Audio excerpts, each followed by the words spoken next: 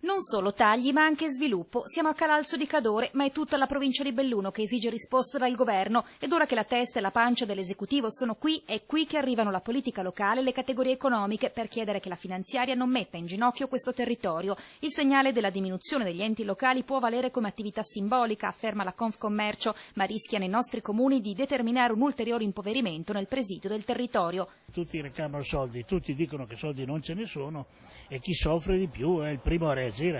Belluno naturalmente con i bilanci che abbiamo, vedere, se riesce a chiudere il bilancio rischia di venire commissariata.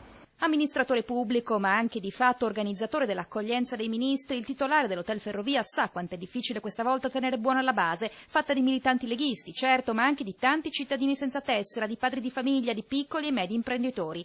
La montagna ha sempre conosciuto i propri doveri, li ha sempre applicati, siamo stati sempre italiani, abbiamo dato sempre alla nazione, è giusto ora che la nazione ci riconosca ciò che è giusto, niente di più.